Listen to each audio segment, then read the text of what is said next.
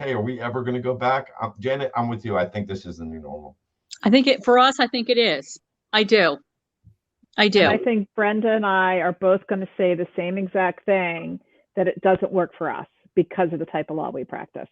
Well, you know what? You could be right. You could be right. We don't get walk-ins. Right. Well, we don't get walk-ins. Oh my gosh, we don't get walk-ins at all. No, it's just, yeah, I mean, go ahead, Brenda. I mean, sure, you and I want to see what's going on at your place.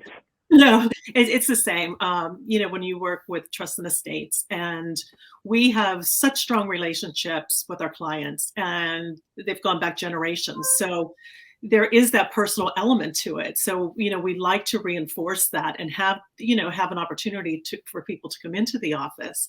But I think what the recession has done is the pandemic has done, for the first time in our industry, we have a chance to do it different. We can try different things. We can build in a little more flexibility than we've had in the past. And I think this is the first time that everybody has sort of stepped back and said, well, let me look at our operations. How are we functioning? And could we be doing it better and more efficiently? We're at the point where our lease is going to be up shortly. So as we sit down and we're having these conversations, like, how do we see us operating 5 years down the road? Are we going to need more space, less space? And right now it's an unknown.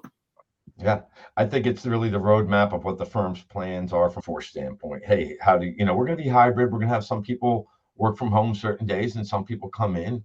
It all depends on the culture of the law firm, right? So for us, it depends on your position in the law firm. Unfortunately, that's led to a lot of discussions about what's fair and what's not fair.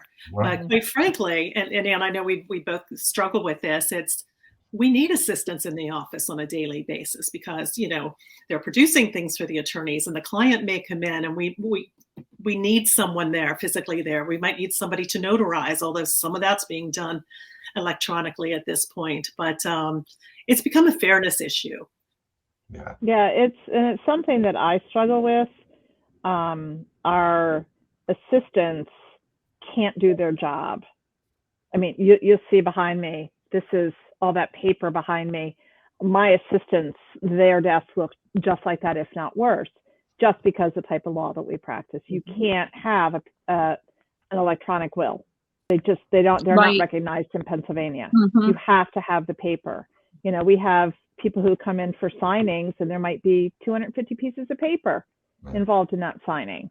So it's just, I think, and then what we do with that paper afterwards, that's another whole thing that you can't do from home unless every single person has a really fast multifunction device in their home. We're not prepared to pay for that. So it's just, I think in our case, it's just the way it is. I think, if you were just doing school law or you're just doing, pure litigation where all of your discovery is electronic, that's something that's different. It's just, I really think that, my firm and Brenda's firm really need that in-office presence for our assistants. Now, my paralegals, they can work just as efficiently at home, but what that does is it puts an undue pressure on their assistants.